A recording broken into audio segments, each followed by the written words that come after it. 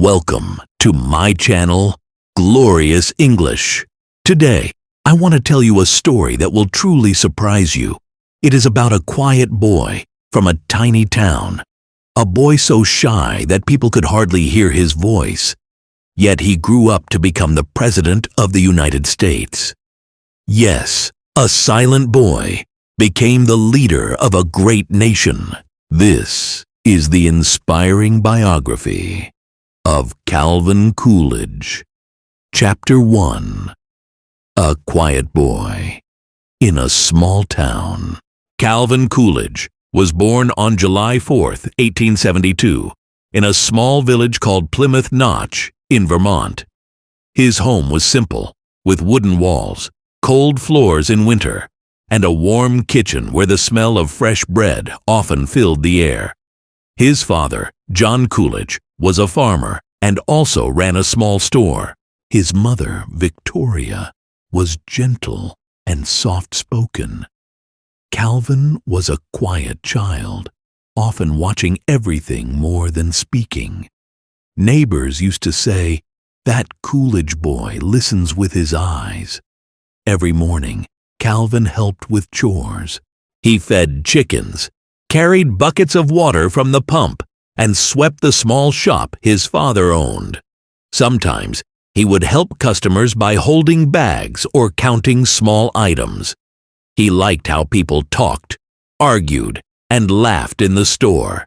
He learned that every person had a story, even if they looked ordinary. Calvin loved walking along the dirt roads near his house. He watched the leaves dance in the wind and the cows grazing peacefully in the fields. On many evenings, he sat on the porch with his father, listening to him talk about honesty, calm thinking, and responsibility. His father often said, "Calvin, speak only when your words can help." School was a simple one-room building with wooden benches. Calvin sat near the window, quietly reading his lessons. He liked books more than games. His teacher noticed how carefully he wrote every word, how he never complained, and how he completed his work before anyone else. Sometimes children laughed because he was so quiet, but Calvin didn't mind. He believed listening made him wiser. When Calvin was 12, his life changed suddenly. His mother became very sick. He tried helping by bringing her blankets, reading to her, and holding her hand. But one morning, she passed away. Calvin felt a deep sadness that stayed with him for years. He became even quieter, speaking only when necessary. Later, his younger sister died too, adding more pain to his young heart. These losses made Calvin stronger inside. They taught him that life had difficult moments, and people must face them with courage. And without knowing it, this calm, thoughtful boy from a tiny village was slowly building the character of a future president. Chapter 2. A quiet boy who loved learning.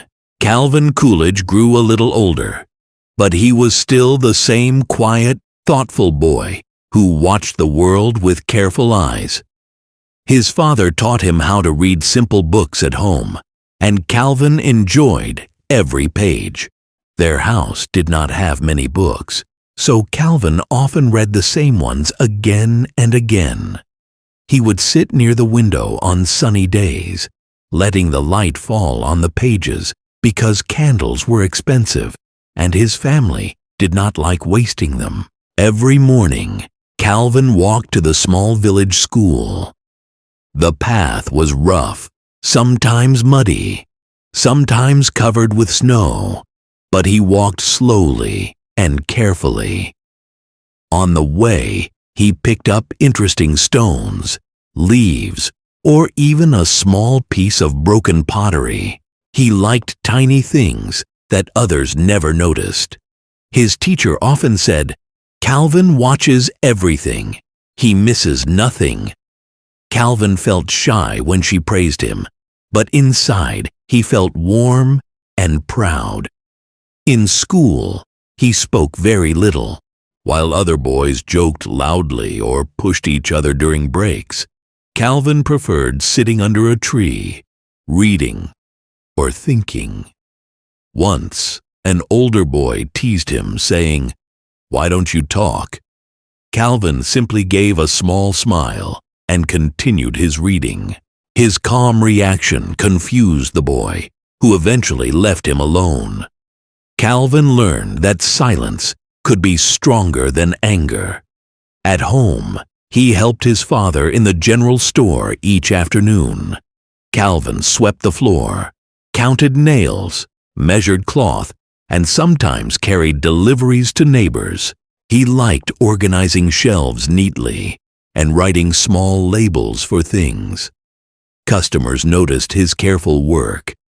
An old farmer once said, "This boy will be something one day. He thinks before he speaks." Calvin did not answer, but he remembered those words. One cold winter evening, the school ran out of firewood. Everyone shivered in the classroom. Calvin quietly slipped out during break, went to the woodshed, and carried in a heavy bundle of wood. His hands burned with cold, but he kept going until the fire was strong. The teacher thanked him in front of the class. Calvin simply nodded, but inside he felt happy that he had helped.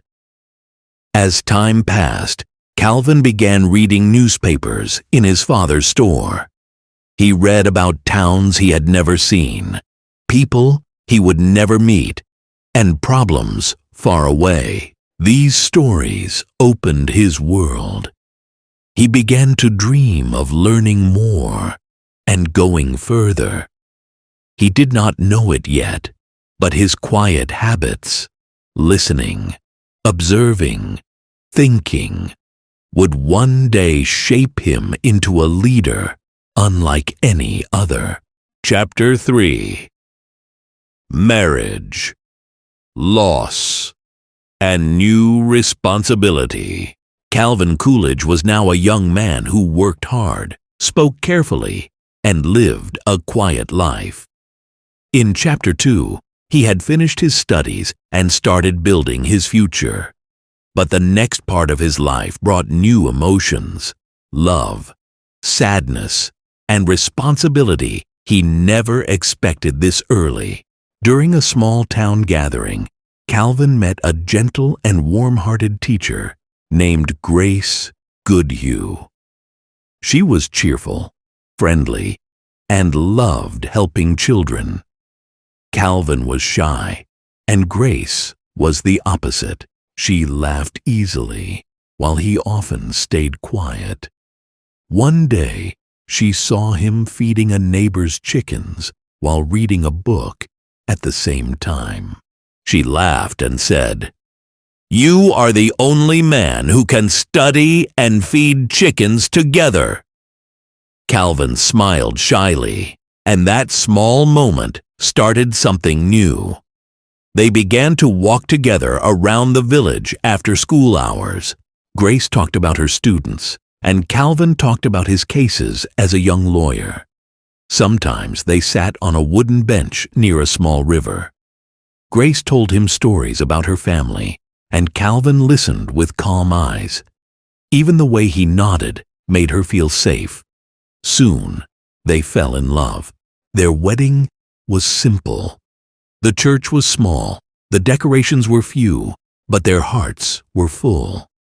Calvin whispered to Grace, "You bring light to my quiet life." Grace smiled and held his hand tightly. They moved into a modest home where Grace filled the rooms with flowers, books, and warm energy. Calvin liked coming home to the sound of her soft singing, but life also brought pain. Calvin's mother had died when he was young, and now his father was growing weaker. Calvin visited him often, helping with chores, fixing fences, and talking about village news. One cold evening, his father held Calvin's hand and said, "My son, continue doing good. Speak little, but do much." These words stayed deep in Calvin's heart. Grace supported Calvin through every difficulty. She read newspapers to him, helped him prepare speeches, and reminded him to rest when he worked too long. People said, "Grace brings joy, and Calvin brings peace. Together, they complete each other." With love, loss, and new duties, Calvin grew wiser. The quiet boy from the small village was slowly becoming a man ready for bigger responsibilities. And life would soon push him further into the world of leadership. Chapter 4. Rising in Politics. Calvin Coolidge slowly became known as a calm, honest, and thoughtful young lawyer. People in Northampton liked the way he listened carefully and spoke only when needed. He did not make big speeches in the beginning. Instead, he helped neighbors solve small problems, finding lost papers, explaining laws, and calming arguments. One elderly farmer once said, "That young Coolidge has a quiet mind. He thinks before he talks." Those words spread, and soon more people trusted him. As he spent time helping others, Calvin became interested in public service. He believed that government should be simple, fair, and helpful. One evening, his neighbor invited him to a local political meeting. Calvin sat in the back of the room, listening to loud debates. He did not speak, but a man noticed his patient face and said, "Come again, son. We need people who stay calm." So Calvin returned the next week, and then the next. Soon, he began giving short speeches. They were not fancy or dramatic. They were simple sentences filled with common sense. People understood him easily. During one meeting, a candle suddenly blew out. Everyone became confused, but Calvin calmly lit it again and continued speaking without worry. The audience smiled and whispered, "Coolidge never loses his cool." This became one of his famous traits. His steady behavior helped him get elected to the Northampton City Council. On his first day, he carried a small notebook where he wrote every detail, even small ones. When a widow came asking about unpaid taxes, Calvin listened kindly and helped her fill out the forms. He stayed late that night to finish her paperwork. Stories like this spread through the town quickly. After serving locally, he became mayor. Then, he joined the Massachusetts state government. Each step happened slowly, like climbing a quiet, steady staircase. Calvin never rushed. He read every report, visited schools, met shopkeepers, and talked kindly with factory workers during breaks. People liked that he treated everyone with respect, no matter how rich or poor. Step by step, without noise or pride, Calvin Coolidge rose higher in public service. His calm nature, honest heart, and simple words made people believe he could do even greater things for their state, and later, for the entire country. Chapter 5. The Road to the Presidency. Calvin Coolidge's calm and steady nature continued to shape his political life. After serving as lieutenant governor, he became governor of Massachusetts. At first, he felt a little nervous because the role was big and full of responsibility. But he reminded himself of his father's lesson. Speak little, think clearly, and do what is right. Every morning, he walked quietly to his office, reading notes and planning his day before the city became busy. One day, a major police strike happened in Boston. Many officers walked off their jobs, and the streets became unsafe. People were scared, shopkeepers locked their doors, and citizens waited for help. Coolidge stayed calm. He listened to reports carefully, asked officers to protect the city, and made a famous statement: "There is no right to strike against public safety." This firm message surprised the nation. Newspapers across America printed his words. Many people said, "This man is quiet but strong." Suddenly, Coolidge became known all over the country. Letters arrived at his office from farmers, teachers, and businessmen. They said they admired his courage and fair judgment. Children even sent drawings of him, showing a serious man with soft eyes. Coolidge kept all the kind letters in a wooden box, which he often opened when he felt tired. In 1920, the Republican Party chose him to run for vice president. When he heard the news, he sat silently for a moment, thinking of his small home in Vermont, his mother's gentle smile, and his father stamping papers by lamplight. Then he whispered, "I will try my best." During the campaign, he traveled to different states. He met families on farms, workers in factories, and students in schools. He always spoke simply, saying, "I want honesty in government and peace for our country." People liked this. They felt he was one of them. Humble, quiet, and trustworthy. When the votes were counted, Coolidge became Vice President of the United States. He moved to Washington, still waking early, still reading silently, still keeping his steady ways. He did not know that a huge and unexpected moment was waiting for him. One that would bring him into the White House sooner than he ever imagined. Chapter 6. Final years and a quiet legacy. After leaving the White House, Calvin Coolidge stepped out of the spotlight with the same quiet dignity he carried through all his life. He returned to Northampton, the calm little town he loved, and moved back into his simple family home with grace.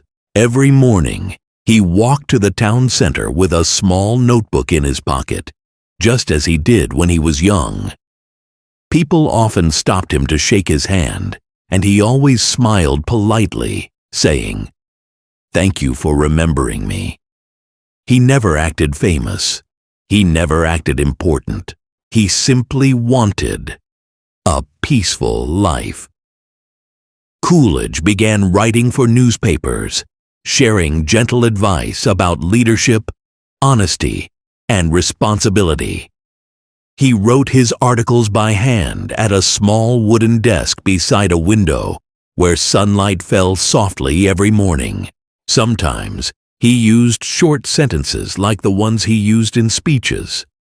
One editor joked, "President Coolidge uses fewer words than anyone, but each word feels heavy." Coolidge just smiled quietly. He also visited schools, speaking to children about the importance of hard work. In one school, a young boy asked, "Sir, how do I become great like you?" Coolidge bent down and replied softly, "Do the small things with care. Big things will follow." Teachers said the students remembered those words for years. He enjoyed these small visits more than loud events. Seeing children learn and grow always made him hopeful. Even in retirement, he kept simple routines. He fed the birds in his yard each morning and enjoyed long walks with Grace in the evenings. Sometimes they sat by a lake, watching ducks move across the water. Grace often said later, "Those quiet moments were our happiest." Coolidge loved silence, and he loved nature's slow and gentle rhythm. As years passed, Coolidge's health began to weaken. He felt tired more often, but he did not complain. He continued writing letters, signing books, and meeting people who respected his calm leadership. On January 5, 1933, he peacefully passed away in his home. The country mourned him, not with loud cries, but with deep respect. Newspapers wrote, "A quiet man, but a steady guide." Calvin Coolidge left behind a legacy of honesty, calm thinking, and quiet strength. He showed that a leader does not always need a loud voice. Sometimes a soft, steady one can guide a nation just as powerfully. His story reminds us that simple actions, done with sincerity, can echo through history. Thank you for watching Glorious English. I hope this life story helped you learn new English words and also inspired your heart. If you enjoyed this biography, please like the video, subscribe to the channel, and share it with someone who loves learning through real-life stories. See you in the next video with another powerful life story.